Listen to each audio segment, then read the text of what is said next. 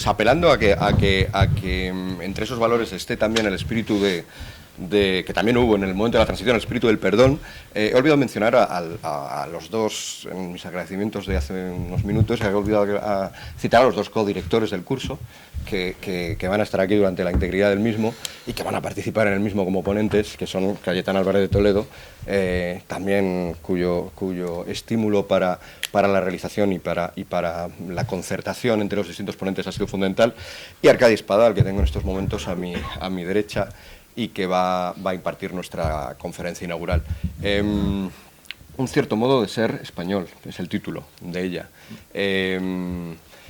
Bueno, las presentaciones en el curso lo hemos intentado hacer muy dinámico y queremos que haya una participación de todos ustedes con las preguntas importantes, y por lo tanto las presentaciones creo además que de nuevo resulta ceremonioso y a veces ocioso decirlo, pero en este caso es totalmente verídico. No hace falta presentarle mucho, ¿no? Periodista, fundador de Libres Iguales, muchos de cuyos miembros van a acompañarnos aquí durante estos días, y desde luego una persona muy decidida a inspirar estos valores, en mi opinión, en la sociedad española actual, ¿no? Bueno, pues les dejo con Arcadi, que además también es amigo, y si no hubiera tenido esta amabilidad, pues hacia mí el trabajo de la realización de este curso hubiera resultado mucho más complejo. Muchas gracias, querido Miguel Ángel. Buenas tardes, buenos días a todos. Conozco a Miguel Ángel Quintana desde hace muchos años, sé de su entusiasmo y de su capacidad para hacer cosas interesantes, y esta es una de ellas, y le agradezco que haya contado con nosotros.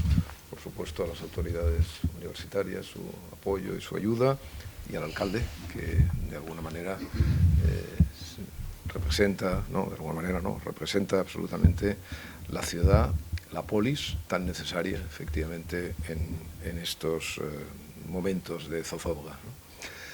Bueno, efectivamente la charla, las 4 ideas que pienso dejar a su consideración vienen más o menos cosidas con el título que ha dicho Miguel Ángel, un cierto modo de ser español.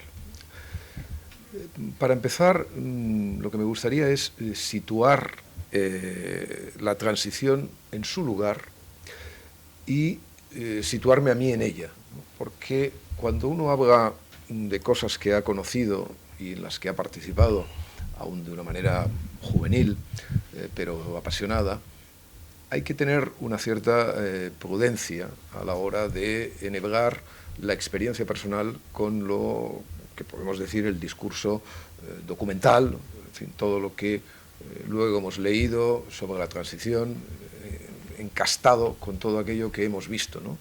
Los grandes sucesos históricos, cuando uno ha formado parte de ellos, aún desde la esquina, hay que tener prudencia, porque por 2 cosas, primero, en fin, por 2 cosas además contradictorias, ¿no?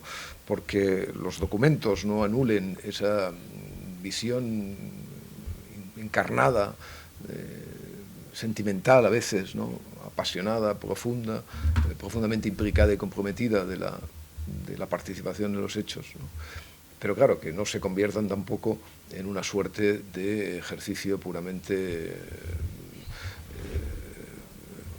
despótico, en el sentido de que solamente la experiencia personal prime ante la, a veces, contundencia y la determinación profunda de los documentos.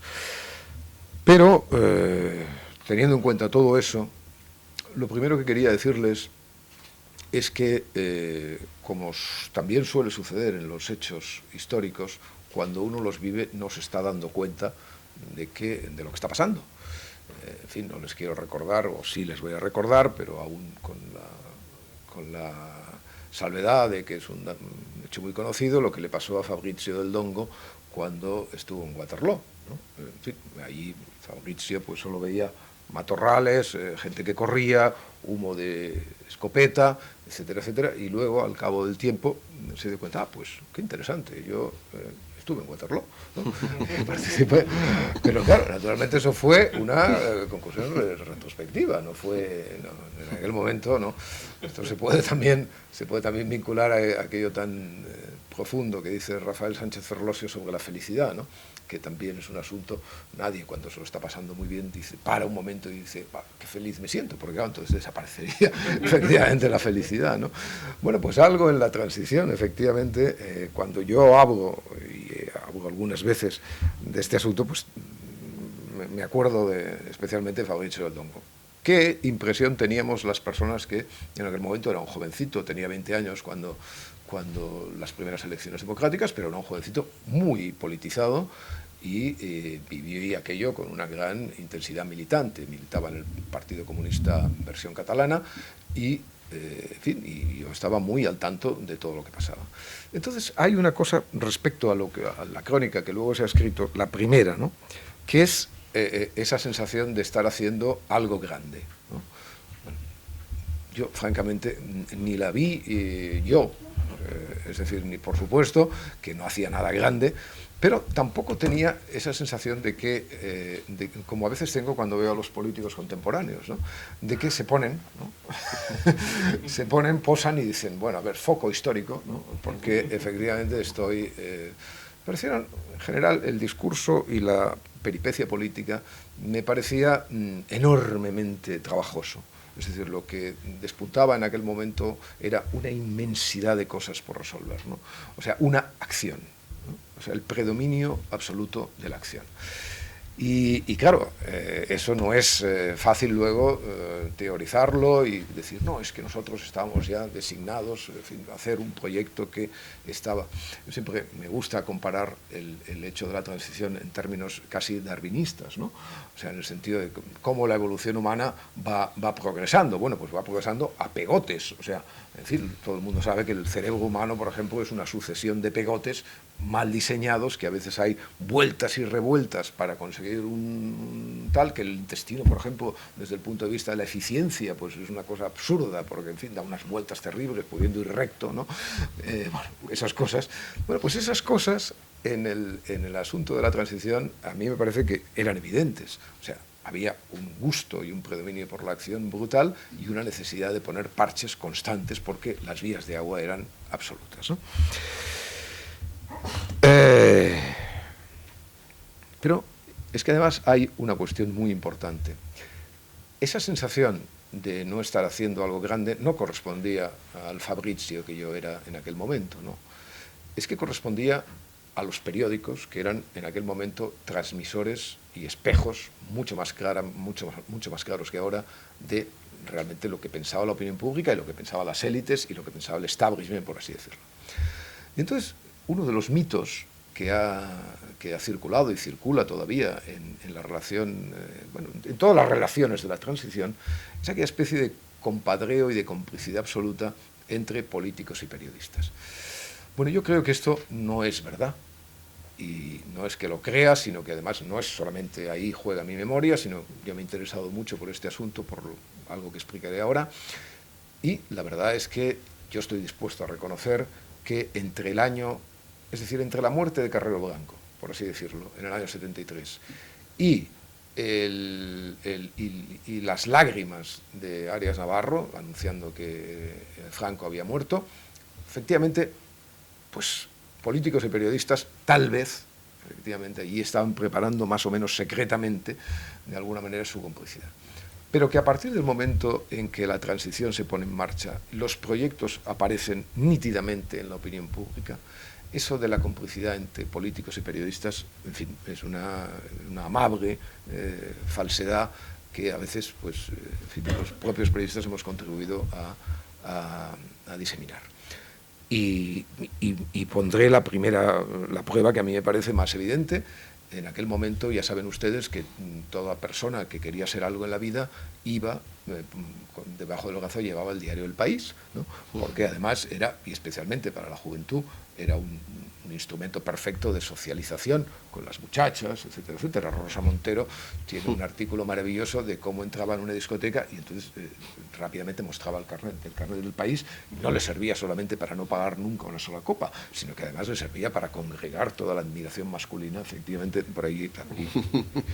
O sea, por lo tanto, en fin, claro, era Rosa Montero, ciertamente, pero bueno, los demás a nuestro pequeño nivel nos pasaba más o menos lo igual, ¿no? Uno iba con el país en la mano y se sentía tal. Bueno, era el intelectual orgánico del régimen, por decirlo en los términos de Aranguren. No les voy a cansar con esto. Bien, les parecerá seguramente excesiva y propia de mi temperamento la afirmación que yo voy a hacer en estos momentos, pero desde luego tengo la absoluta seguridad de que la transición se hizo a pesar del país, para empezar. Es decir, o sea, yo seguía, en fin, creo que tengo el país absolutamente en la cabeza, número a número, ¿no? en los primeros 4 años, ¿no?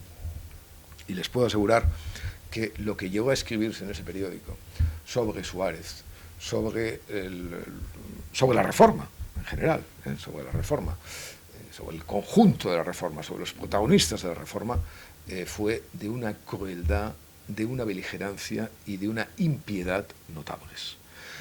Y ahí, en fin, lástima que Aerotecren haya muerto ya, porque él podría confirmar seguramente todo esto, porque fue el autor de buena parte de esos sangrantes editoriales y tal. Y les voy a hacer otra afirmación probablemente excesiva, pero que estoy dispuesto a documentar en cualquier momento.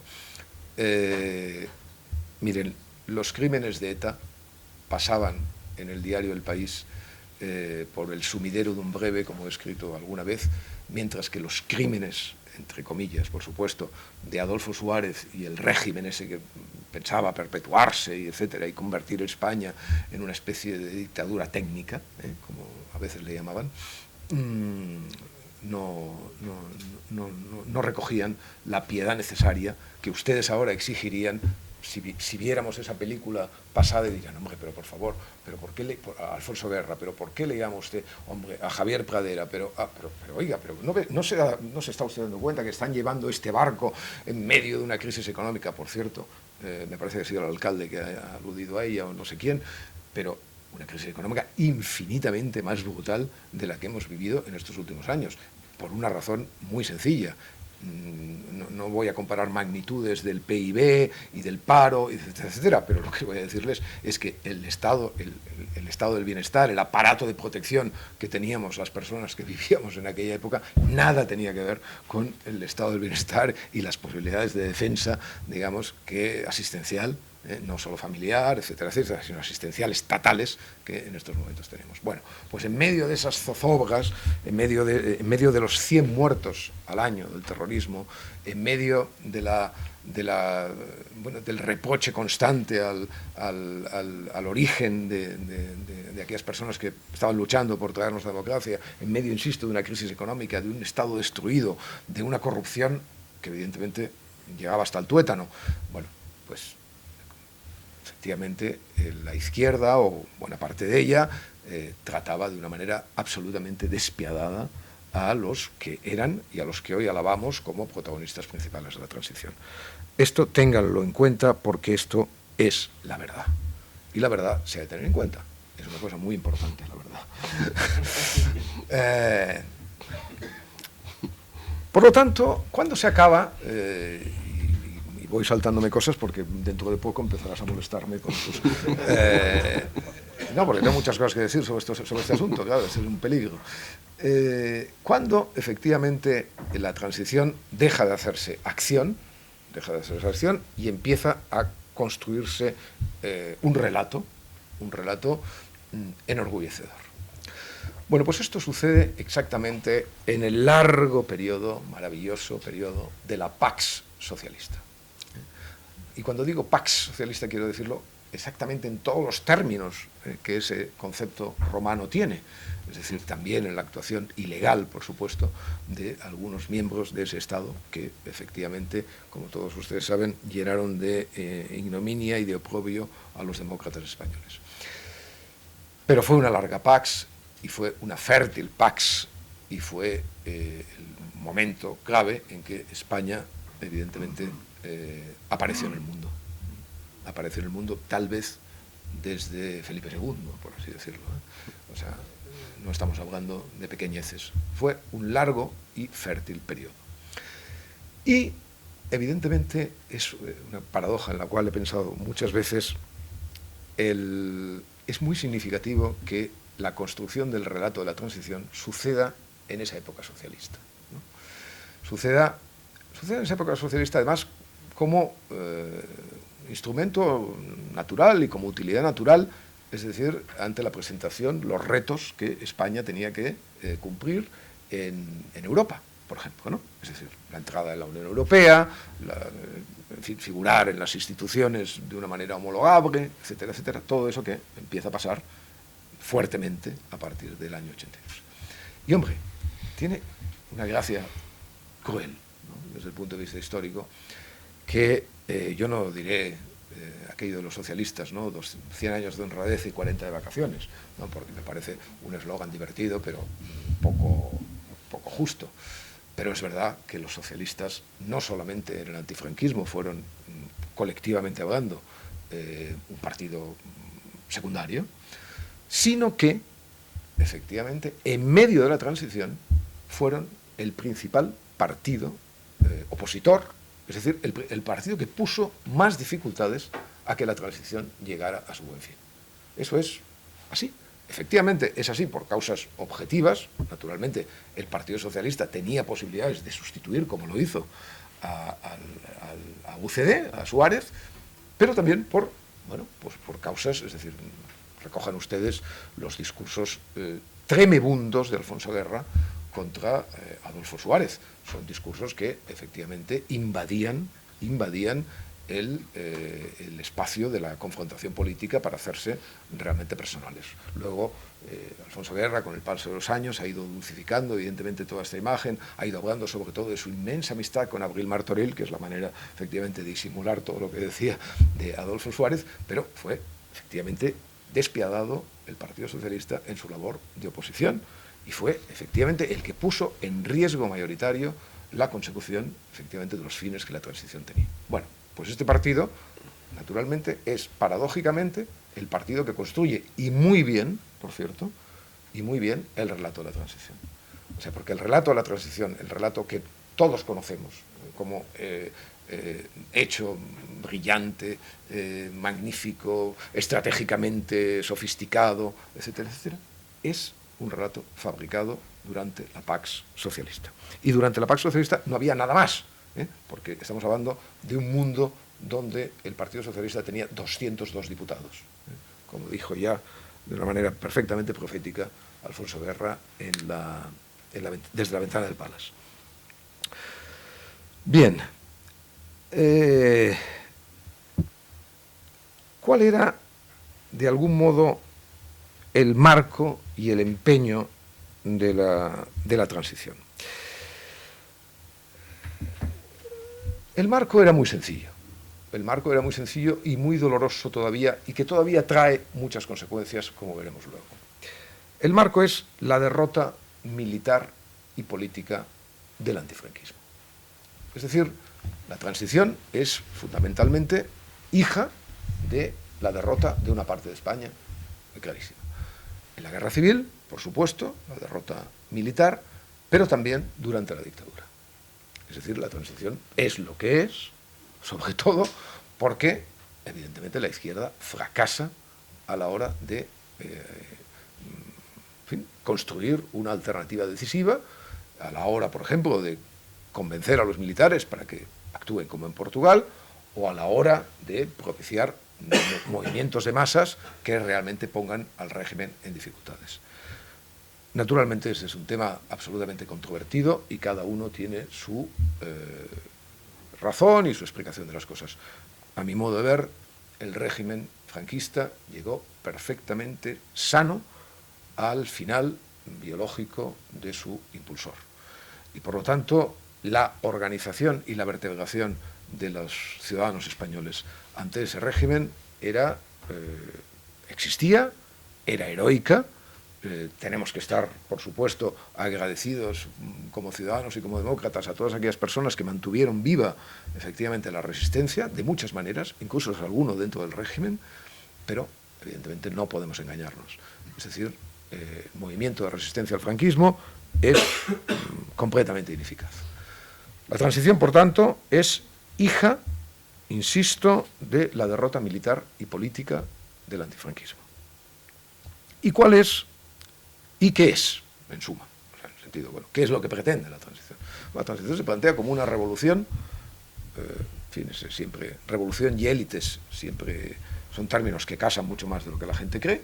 Las revoluciones las hacen las élites desde Lenin a Torcuato Fernández Miranda. Por lo tanto, es una revolución de las élites que tiene dos objetivos, dirán ustedes, que estratégicamente diseñados o hechos sobre la marcha, me da igual. La transición tiene dos objetivos. La legalización del Partido Comunista, porque es, de algún modo, como eso de las joyas, el contraste, ¿no? El contraste que va a decir, oiga, ustedes son una democracia comme il faut, y luego la resolución de un grave problema español, del problema que está en el origen, uno de los orígenes de la Guerra Civil Española, que es el Estado de las Autonomías.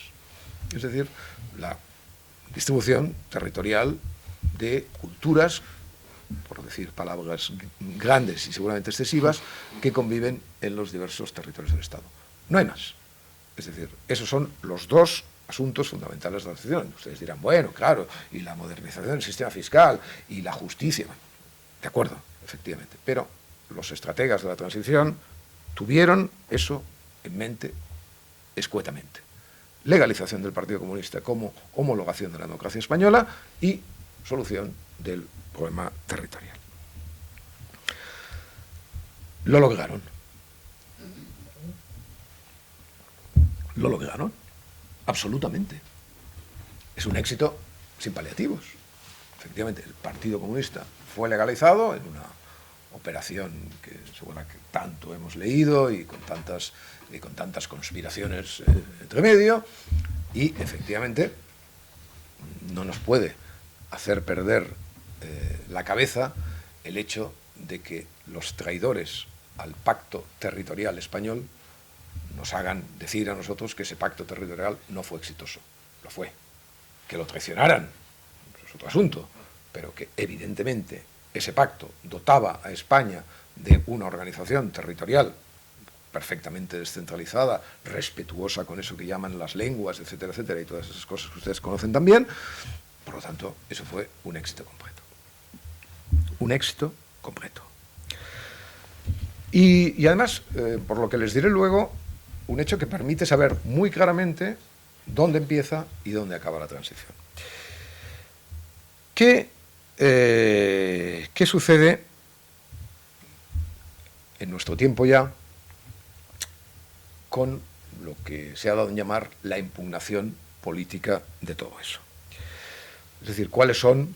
Ya saben ustedes que desde José Luis Rodríguez Zapatero, efectivamente, también es paradójico que sea un socialista el que abra el melón de la transición, es justamente él el que lo rompe. Hay una, en su caso, insidiosa y soterrada impugnación de la transición que explotará de una manera febril e irracional a partir de los dos grandes cánceres que tiene España, que son el nacionalismo y el populismo. Los dos, cada uno por su método y con sus intenciones, empezarán a desarrollar una terrible labor de zapa en torno del proyecto de la transición. Me voy a referir muy rápidamente a los ejes centrales de este discurso impugnatorio. Y me voy a detener en el primero porque me parece especialmente significativo y moderno. Uno de los reproches que se hace a la transición política española se resume en la palabra amnistía. Es decir, un cierto populismo de izquierdas dice hoy que la transición española sirvió para perdonar a los franquistas sus crímenes y para homologarlos como demócratas sin serlo. Y que efectivamente eso fue una concesión, en fin, ese discurso que conocen perfectamente y sobre el que no me extenderé. Es muy interesante pararse un poquito en la palabra amnistía y lo que esa palabra significó en su momento para nosotros. Y cuando digo nosotros, vuelvo a retomar mi memoria personal, militante del antifranquismo, 20 años, etc. Amnistía era una palabra nuestra. Evidentemente nunca fue una palabra del régimen. Amnistía fue la palabra que nosotros lanzábamos a los franquistas o a los tibios cuando ellos nos proponían indulto. Es decir, nosotros teníamos la amnistía como el ejemplo y el valor fundamental de nuestra política de reconciliación, ya diseñada, recordémoslo, por el Partido Comunista en el año 56. Piensen que la mayor manifestación de la Cataluña contemporánea, mucho mayor que todas estas conmemoraciones de la Champions que hacen ahora para reivindicar la independencia y tal, la mayor manifestación de la España contemporánea tiene, de la Cataluña contemporánea y probablemente de la España contemporánea, en aquella época, tiene un eslogan que dice libertad, amnistía, estatuto de autonomía. ¿Y por qué ese acento en la amnistía y por qué nuestro peculiar rechazo del indulto? Bueno, el indulto estaba entre las primeras intenciones de nuestros legisladores, es decir, se trataba de perdonar los crímenes que podían haber cometido organizaciones antifranquistas, etcétera, singularmente terroristas vinculados, etcétera, a ETA o vinculados a algunas a la extrema izquierda, etcétera, etcétera. Y entonces, claro, la respuesta unánime de la oposición fue decir, no, amnistía, ¿sabe usted por qué? Y me duele mucho, por ejemplo, que el diccionario de la Real Academia no reconozca este marcado significado que para nosotros tuvo y tiene la palabra amnistía, porque es que usted no nos tiene que perdonar ningún delito. Es que el delito no ha existido. Es decir, la amnistía no significa, sobre todo, el reconocimiento de que no hubo delito. Claro, me dirán ustedes, pero eso es una cosa contrafáctica, puramente poética. Naturalmente que hubo delito. Sí, bien, pero es que eso es muy importante, esa justicia poética que se quería establecer desde el punto de vista simbólico por parte de los antifranquistas. No, nosotros vivíamos en un estado de excepción e incluso matar a un hombre estaba justificado por ese estado de excepción. Eso venía a decir nuestra reivindicación de la amnistía. Es decir, esto no ha existido. O sea, era una suerte, bueno, de engaño colectivo, si ustedes lo quieren, que evidentemente aplicaba el aparato normativo allí donde el hecho resultaba repugnante, que era la evidencia de que había habido muertes. Claro, ¿cómo? Y evidentemente nosotros vivimos, y toda la oposición vivió, como un triunfo, que la amnistía, las dos leyes de amnistía, una primera que se consideró insuficiente y la segunda, efectivamente formaran parte del paisaje moral de la transición. Una gran celebración histórica de la izquierda. Bueno, pues eso hoy, esa palabra, amnistía, por parte de la ignorancia generalizada, se ha convertido en una suerte de inmoralidad aplicada no a los antifranquistas, sino aplicada a los franquistas. Bueno, pues debo decirles que en aquella época nadie de la izquierda pensaba que esa palabra iba a servir para cubrir los crímenes o las responsabilidades que hubieran habido por parte de la derecha o por parte de los colaboradores del régimen. ¿Por qué? Porque naturalmente estábamos todos convencidos que esas responsabilidades no tenían ningún interés, ni iban a ser juzgadas, ni formaban parte de nuestro presente, ni de mucho menos de nuestro futuro. Es decir, pero si a alguien le hubieran preguntado, algún joven antifranquista entonces le hubieran preguntado, oiga, pero es que usted ya sabe que esta ley puede servir para que un juez Garzón no pueda, no sé qué, ¿usted me está hablando? Pues naturalmente, pero ¿qué me está diciendo? O sea, nosotros estamos construyendo algo que supone y ahora matizaré, no el olvido como torticeramente quieren dar a entender también sobre este punto buena parte del discurso impugnador de hoy. No el olvido, sino la ausencia de responsabilidad. Si para nosotros fue excepcional el régimen, es decir, si la existencia de una dictadura fue excepcional y por lo tanto justificaba los crímenes, también para ellos, servidores del franquismo, ese tiempo fue excepcional. ¿Comprenden? Es decir, esa es la clave absoluta del arco de bóveda del pacto español, Es decir, la izquierda había luchado contra un régimen injusto y por lo tanto eso justificaba incluso la lucha armada. Y la derecha había dicho que sobrevivir no era un delito.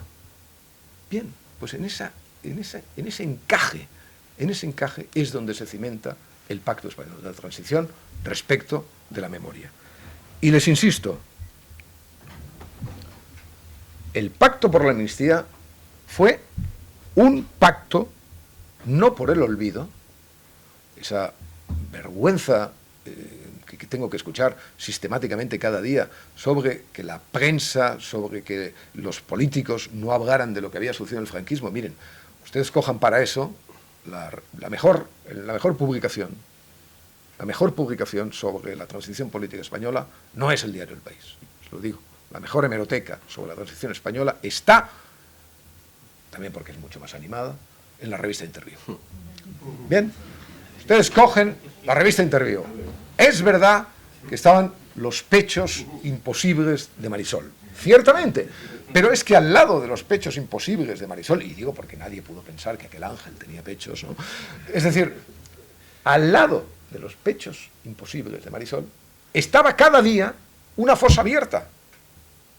Cada día había alguien que decía, aquí enterraron a mi tío. Cójanla, o sea, no estoy hablando, o sea, me pueden ustedes desmentir cuando quieran. Este mató, la gran corrupción de... O sea, era sistemático, diario. O sea, por lo tanto, nada de olvido, nada. Todo estaba perfectamente puesto por los historiadores, por los periodistas, e incluso por los periodistas más simpáticos, que eran los que se ocupaban de la revista Interviú. Por lo tanto, pacto por el olvido, no. Cancelación de la responsabilidad. Inexistencia, más bien. Ni siquiera cancelación. Inexistencia de la responsabilidad. Esa es la clave. ¿Qué pasa ahora?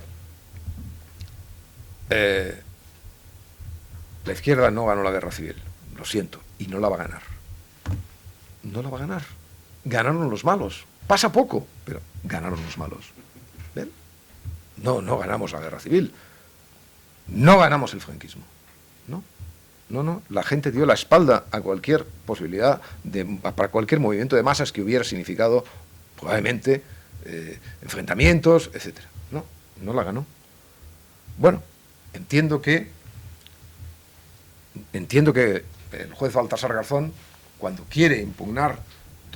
quiso impugnar todo el aparato, evidentemente, de la amnistía, no llegó, porque no es un hombre muy sofisticado, a comprender la clave de bóveda de esta inserción entre el franquismo y el antifranquismo, o entre la gente corriente, porque pensaba de derechas o pensaba de izquierdas. No entendió que no es que se cancelara la responsabilidad, sino que no había responsabilidad. En todo caso, los jueces respondieron por él. ¿Y qué es lo que nos encontramos hoy después de los sucesivos fracasos que acaban en Garzón? Bueno, pues todavía pervive en la pequeñita venganza póstuma de las Carmenas y de las Colau esa voluntad de decir, bueno, ganemos algo, por lo menos que no se sepa que hubo un legionario que salvó unas monjas, tal y cual, quitémosle la calle. Exactamente, eso obedece como ya el último vestigio, la última pequeña escoria, la última vanidad no cumplida, ¿no? Es decir, bueno, por lo menos ya que no pudimos con ellos, a ver si este de la calle y tal y cual. Claro, con los grandes no, evidentemente con la Fundación Marc. A la Fundación Marc nadie se le ocurre decirle, oiga, este nombre que tienen ustedes está prohibido y tal, y hay que quitarlo porque pagó la guerra civil y es responsable de 500.000 de muertos, etc. Bien, no me quiero extender demasiado con esto, podría. Segundo punto, de la impugnación. El primero es la amnistía, por así decirlo. El segundo es la monarquía. Mucho más soterrado, pero bueno, pues se dice la Constitución hay un derecho histórico, bueno, el derecho histórico, hay varios derechos históricos, pero hay uno que es fundamental y vertebral. Bueno, es un derecho histórico que evidentemente cualquier persona racional, no ya un demócrata, cualquier persona racional no puede asumir de una manera fácil, ¿no? Además tenemos un problema, y es que nuestro rey viejo fue una persona que hizo bien las cosas hasta un determinado punto, ¿no?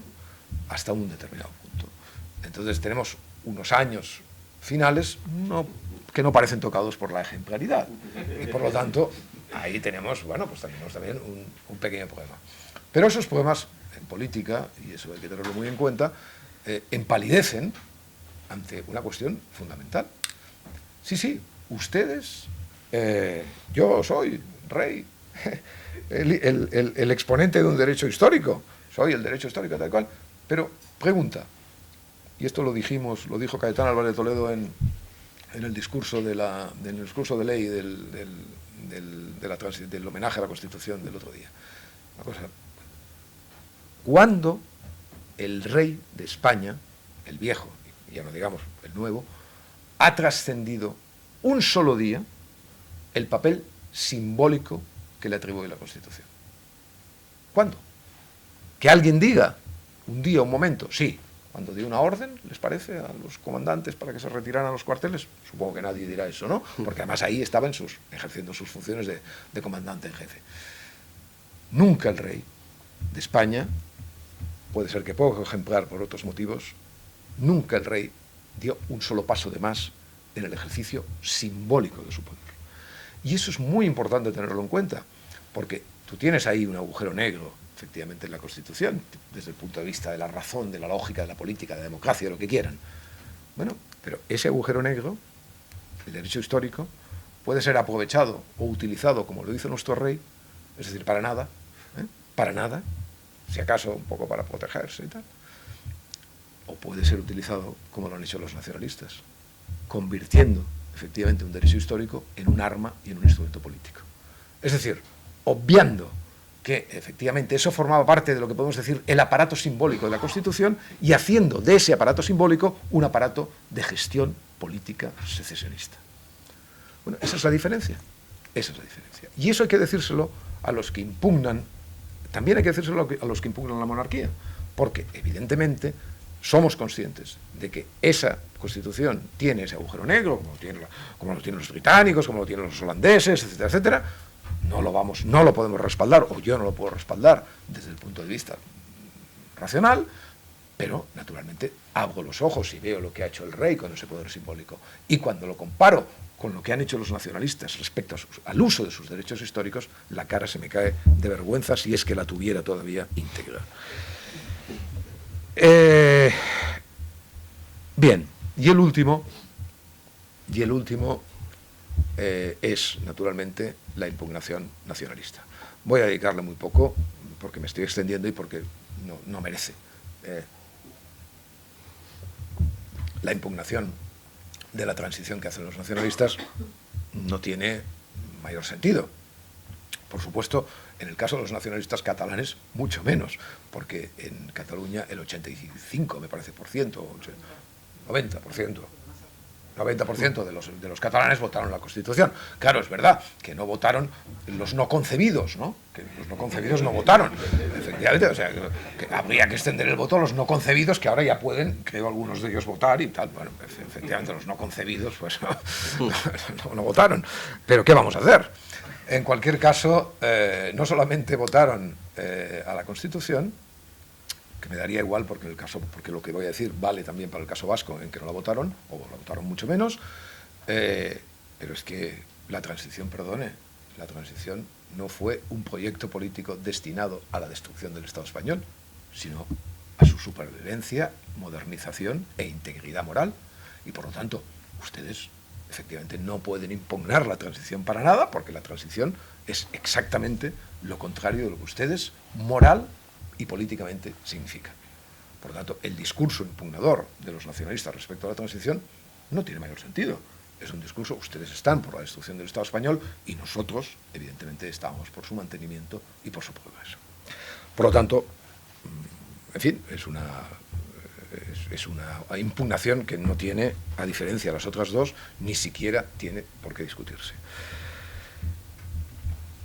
Bien, pues ahí tienen ustedes explicado rápidamente y seguramente con confusión, pero ahí tienen ustedes explicado qué ha pasado con la transición y qué ha pasado con sus enemigos, ¿no? Cómo se ha producido esta impugnación, a través de qué, y cuál es el sentido común inexistente, absolutamente, de propiciar desde la amnistía, desde la monarquía o desde el nacionalismo la impugnación de nuestro proceso. Y yo podría acabar ahora aquí y tal, pero no lo voy a hacer. No lo voy a hacer porque tengo todavía un par de cosas. Siempre cuando preparas estas cosas tienes muchas arborescencias, ¿no? Y hace mucho tiempo que sobre la transición, pensando en ella, no es de ahora, ¿no?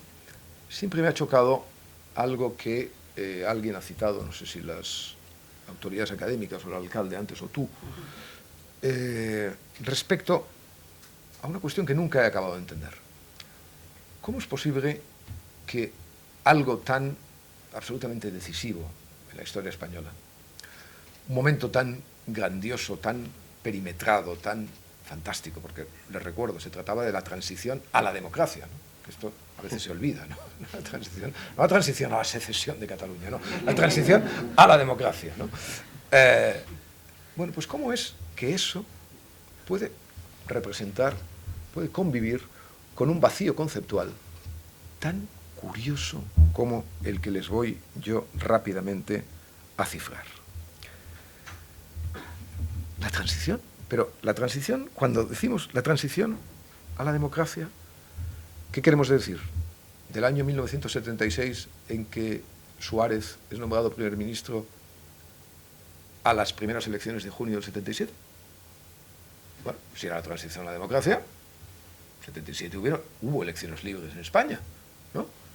El Partido Comunista se presentó a ellas, y los nacionalistas, y todo el mundo, y ganó UCD. Bueno, es una posibilidad, ¿no? 76, 77, ya está, transición a la democracia. No se conforman. No, vamos a hacerlo, 76, ténganlo siempre como inicio, vamos a hacerlo hasta el 78. ¿Por qué hasta el 78? Bueno, pues se aprobó la Constitución. Es verdad que antes hubieron elecciones libres, pero se aprobó la Constitución. Y, claro, una Constitución democrática. Bueno, lo cerramos hasta el 78. Bien. 76, 78, transición. No se crean que se quedan tranquilos. No. El 23 de febrero de 1981 hubo un golpe de Estado. Y entonces, claro, como coleaba el problema militar, y como a partir del 81 ya no coleó el problema militar porque Serra vino y empezó a darles canapés, al revés de lo que hizo Faña, claro, en fin. Bueno, pues vamos a extender, sí, porque vamos a decir que la transición acaba realmente cuando los militares, el principal problema de este país, cuando se vuelve a ganar la guerra civil, ¿vale? Aunque el adversario sea un tipo de opereta que podría haber matado a unos cuantos, pero bueno, un tipo de opereta. Por lo tanto, no, la transición va del 76 al 81, y así ya lo cerramos todo. Ya, pero 28 de octubre de 1982, victoria socialista. Hombre, claro, pues la transición eso es lo ideal, porque fíjate, fue una cosa de la derecha, pero entonces el arco de bóvedas y tal, ¿no? 1982, hombre, pero ¿cómo vas a dejar a los socialistas? Es cuando realmente se produce la transición y acaba y todos felices y 202 diputados y empieza el mito de la transición. 76-82. Bueno, pues empieza en 76 y acaba en 82. Sigamos. 82, larga Pax. 96. Llega, después de la larga Pax, la derecha al gobierno.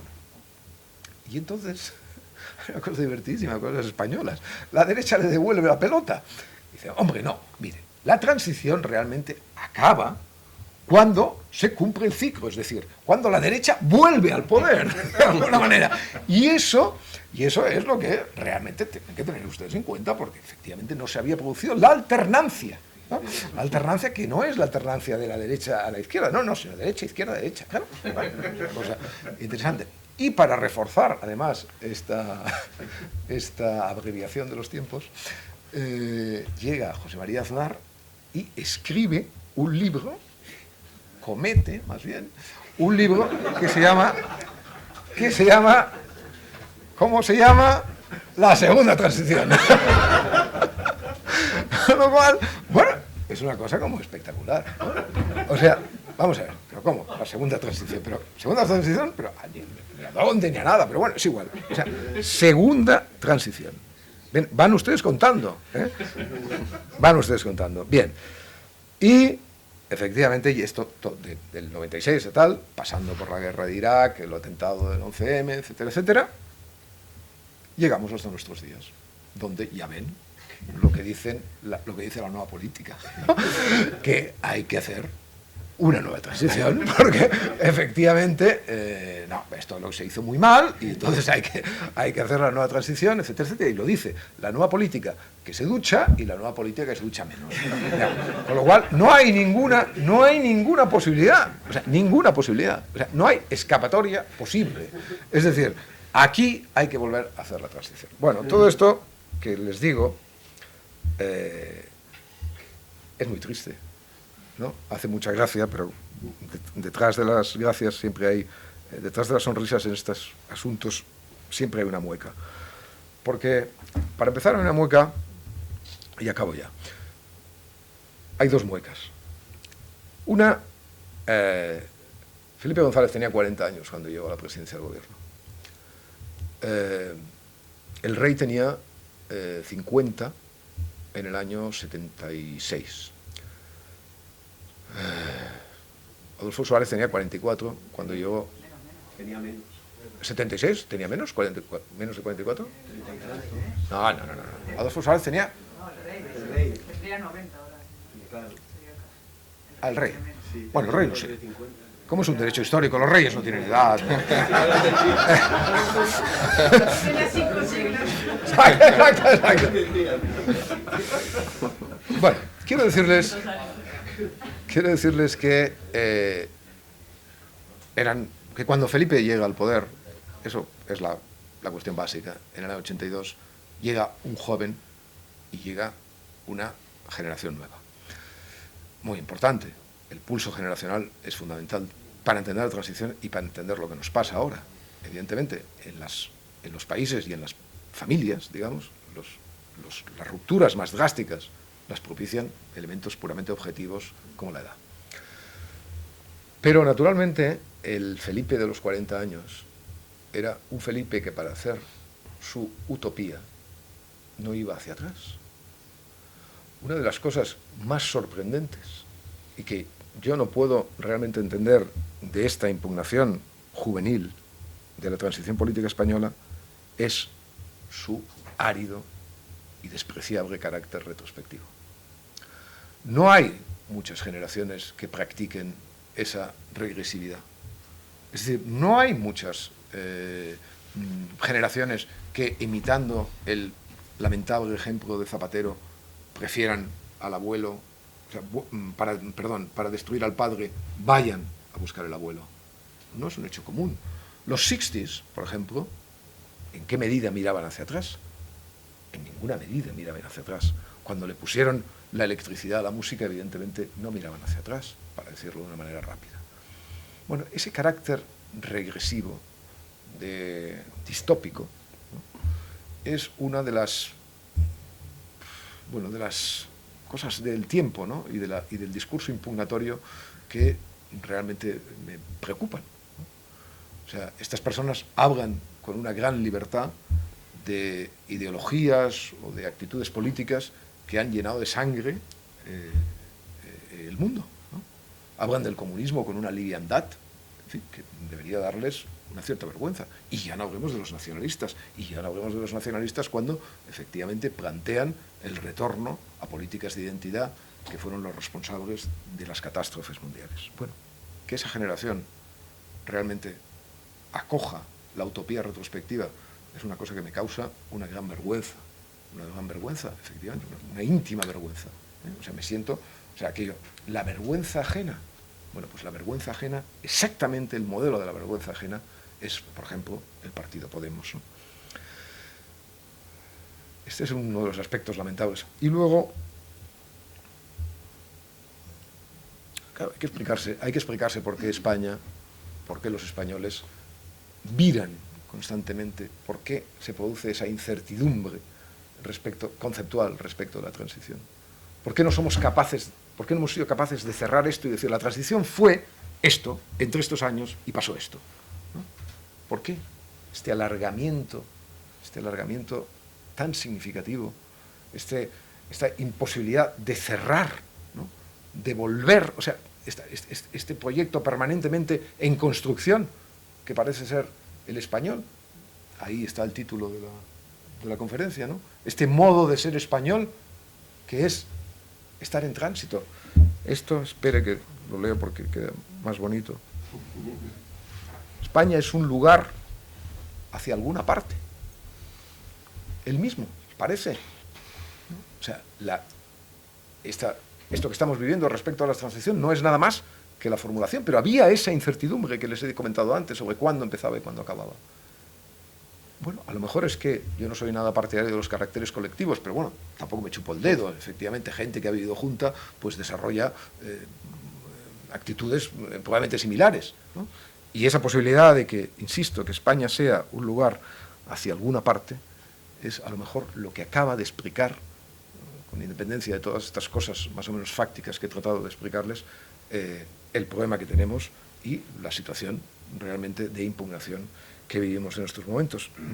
Transición es la acción y efecto de pasar de un modo de ser o estar a otro distinto, dice el diccionario, pero evidentemente nosotros nos hemos quedado en la primera parte. No es la acción y el efecto, es simplemente la acción, y en eso quizá estemos. Y acabo con Brennan, porque a lo mejor aquí está la explicación de todo, en esta maravillosa frase de su memoria personal, que a lo mejor explica lo que nos pasa también, ¿no? Los españoles tienen un secreto depósito de melancolía que ni los afectos familiares ni las ansias de placer pueden secar por completo. Con Brennan acabamos. Muchas gracias.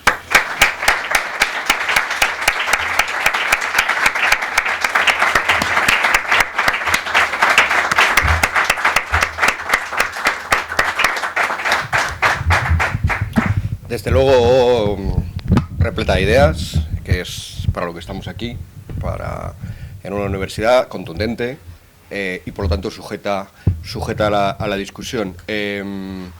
Avanzo ya en una idea que se me ocurría a mí mientras que Arcadias hablaba y que era también una cita, en este caso de Gil de Viedma, y que quizá nos da una pista de ese misterio, ¿no? Quizá no solamente ese placer por el actuar, sino una cosa que no se quiere cerrar porque no aceptamos un buen final. Decía Gil de Viedma, ¿no? Que también era protagonista en aquellos momentos. De todas las historias, la historia más triste es la de España, porque acaba mal. Bueno, la transición no acabó mal, y entonces nos resistimos a aceptar que una historia de España no acabe mal y tenemos que prolongarla a ver si que la fastidiamos, a ver si la fastidiamos con el tiempo. Pero bueno, es solamente una idea mía y lo más interesante es recibir las suyas durante un breve periodo. Bueno, estamos arrastrando un pequeño retraso ya desde la inauguración que evidentemente no he querido que repercuta en nuestro conferenciante, pero que sí que lo va a hacer un poco en la pausa, que la haremos un poco más breve. Tienen la palabra ustedes. Sí, hay una pregunta. A la luz de las enseñanzas, de, como dice el título del curso, los valores de la transición, y visto lo visto, el lamentable espectáculo que se da hoy en día desde el punto de vista político y también social, la pregunta es muy sencilla. ¿Usted cree que España tiene arreglo? Sí. Si por arreglo entendemos...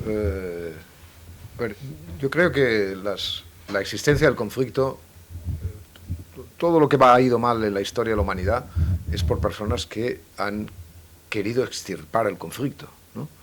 Es decir, todas las ideologías totalitarias son ideologías que siempre han prometido la ausencia total de conflicto. Por lo tanto, el conflicto es una parte de la vida y de la vida personal, de la vida colectiva, y tenemos que admitirlo. Yo, sin embargo, yo creo que España tiene problemas, y tiene problemas además que son solamente suyos, ¿eh?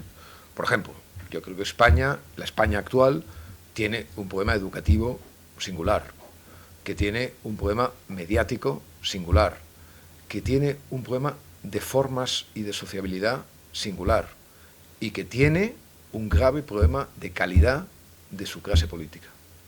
Es decir, esos para mí son 4 problemas españoles muy notables. Es decir, estoy completamente de acuerdo con lo que decía el alcalde antes respecto al bajón sideral de la clase política española. Es decir, cuando uno escucha a Pedro Sánchez o a Albert Rivera ayer saliendo de sus entrevistas, uno se da cuenta que efectivamente y me doy cuenta yo como periodista, lo que debería hacer un periódico responsable en un caso similar es no publicar una sola palabra de lo que dicen. Porque evidentemente todo el mundo sabe que esa voluntad es una voluntad estratégica, o sea, esas palabras están dichas no por lo que significan, sino por el efecto que hipotéticamente van a crear. Y son de una vacuidad y de una banalidad tan extraordinarias y enrojecen de tal manera el cutis de las personas sensibles que evidentemente podríamos ahorrarnos esos espectáculos, ¿no? Por lo tanto, yo creo que esos son los cuatro aspectos, para decirles, los que yo considero que efectivamente hay que luchar contra ellos, pero hay que luchar. ¿Alguna otra pregunta? Sí. Mira, yo escribí un artículo en febrero, creo que fue, que me gustó mucho, que se llamaba Calles, y que hablaba de que los españoles no se avergonzaron de Franco y que los alemanes sí que se avergonzaron de Hitler, precisamente. Y bueno, yo trasladándolo al entorno de la universidad, si precisamente algo se habla en las asambleas universitarias desde Franco y el antifranquismo, todavía está muy presente incluso en la población universitaria. ¿A qué se debe revivirlo en estas nuevas generaciones? Mire, yo creo que las nuevas generaciones han pillado superhéroes antiguos. Es que yo, claro, en vez de jugar al Pokémon este nuevo, digamos, se han puesto con, pues con superhéroes antiguos, claro. Franco, Franco, es un superhéroe, ¿eh?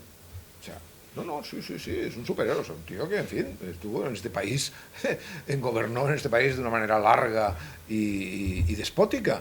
Por lo tanto, entiendo que fascine, de alguna manera, a los jovenzuelos.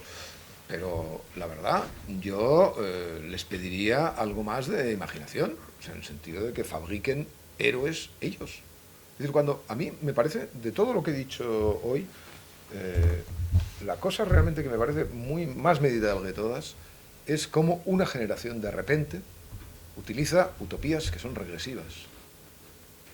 Esto no es habitual en la historia. Esto es... O sea, uno se puede remitir, como hacen los nacionalistas o como hacen los indigenistas hispanoamericanos, a épocas áureas, pretéritas y tal. Pero a lo de su papá o a lo de su abuelo o tal, reivindicándolo como tal, es una cosa completamente, cuando además lo de su papá o lo de su abuelo, evidentemente la historia ha decretado el tribunal de sangre que le merece, etcétera, etcétera, y la ha dejado ahí abandonada. Por lo tanto, realmente para mí esto es un misterio, el carácter regresivo de la utopía juvenil en España. Sí, lo es. Podrían haberse dedicado, también lo escribí una vez en un artículo, no sé. Yo esperaba que los problemas morales que nos planteara la juventud tuvieran que ver, pues eso, con la desaparición de la muerte, que parece que va a llegar en 50 años, una cosa así, o con las criaturas biónicas, qué hacemos con la moral de los robots, en fin, cosas realmente interesantes. Pero claro, traerme al Espadón de Loja para hablar de Narváez y de Franco a la Diagonal de Barcelona, en fin, me parece sobre todo un ejercicio estéril, un dislate moral y además de un aburrimiento completamente estratosférico, ¿no? Pero bueno, en fin, es lo que hay. ¿Alguna otra pregunta? Sí. Arcadi, después de la exposición tan brillante que has hecho, hay alguna cosa en la cual no sé si coincidimos o no, te quería preguntar, porque has empezado precisamente por el tema, complicidad entre políticos y periodistas en aquella época. Te entendió como que no existía. No existía. No, quiero decir, no sé si eso lo vivís en Barcelona, en Madrid, pero en las pequeñas provincias, entendiendo por Valladolid, una pequeña provincia, Sí. existía una gran complicidad entre periodistas y políticos en aquella época, de forma que cualquier tema, digamos, candente en ese momento, fuese provincial, de ámbito provincial, regional o tal vez nacional, sí que había esa complicidad que era incluso de una cierta amistad en los temas normales de funcionamiento habitual en un partido político como era la OCDE. Quiero decir que yo solo he vivido en primera persona y creo que en pequeñas provincias seguramente, no sé si llamarle complicidad o llamarle consabeo, ¿no? De alguna forma, pero eso sí que existía, es la parte que discrepa. Bueno, es posible que, no sé si la situación sería distinta o no.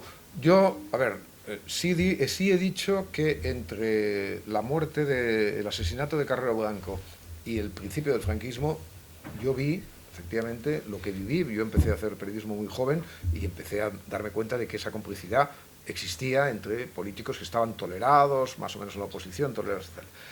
Y luego le admito que a partir del 82,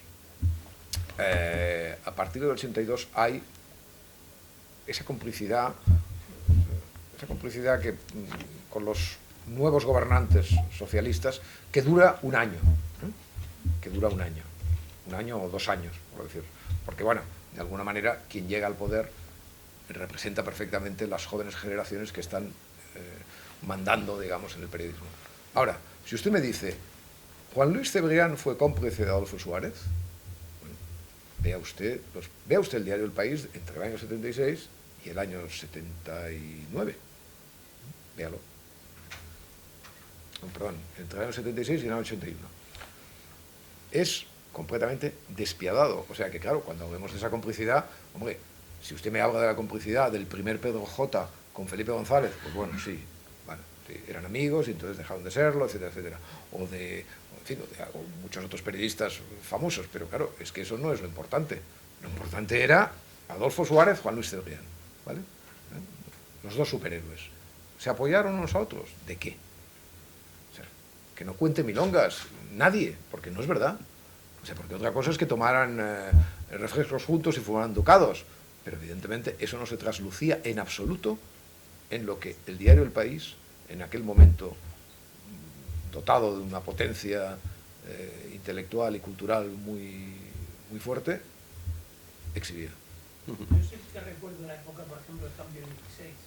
No sé si las has vivido. Sí, sí. Con Pepe Neto y sí. Sí que había medios en los cuales, digamos, Adolfo Suárez, o especialmente el gobierno de turno, seguramente se apoyaba porque eran medios más proclives, ¿no? Así.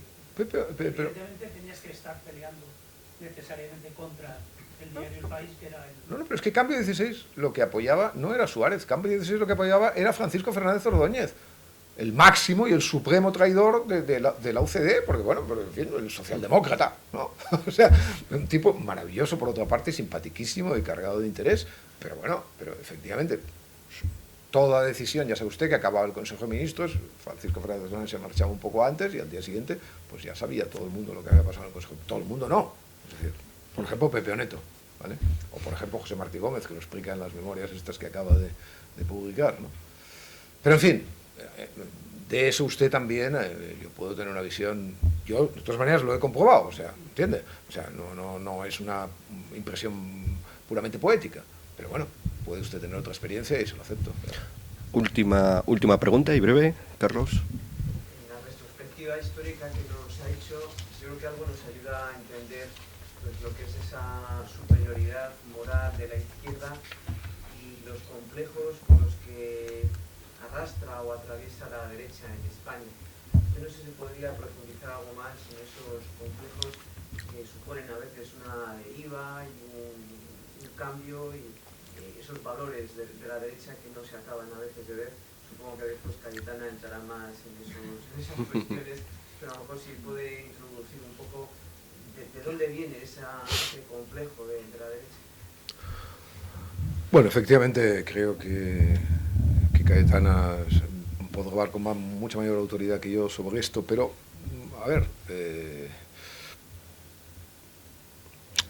la derecha ganó la guerra civil,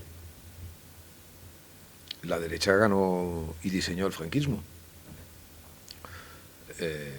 La derecha está compleja en todas partes, también le diré, o sea, ser de derechas, en fin, no, nadie, todo el mundo, hay muy poca gente que se diga yo soy de derechas, lo hablábamos ayer me parece, ¿no? O sea, la gente siempre elige eufemismos, ¿no?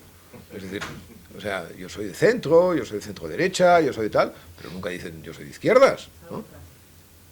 En Francia puede ser que no. Pero yo creo que eso, para empezar, es general. Pero es que en España, además, hay otra cosa, claro.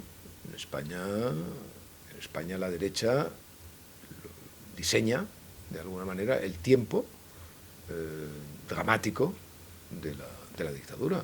Eso supongo que tiene algún coste psicológico. En fin, yo, desde luego, como creo que la derecha no tiene que avergonzarse en absoluto de su visión del mundo, ni la izquierda tampoco, o sea que no son cuestiones de... Ahora, lo que es evidente es que lo que sí es conmovedor y estremecedor desde el punto de vista moral es ver con qué nonchalance y con qué arrogancia van paseando los podémicos los cadáveres siniestros del siglo XX europeo, mientras que si efectivamente la derecha hiciera algo parecido, pues estaría sometido a juicios sumarísimos diarios, ¿no? Muy bien, pues muchas gracias. Vamos a tener una breve pausa de 7, 8, 9, max. En 10 minutos volvemos a estar aquí para tener una mesa redonda muy nutrida. Muchas gracias a todos. Gracias, Arcade.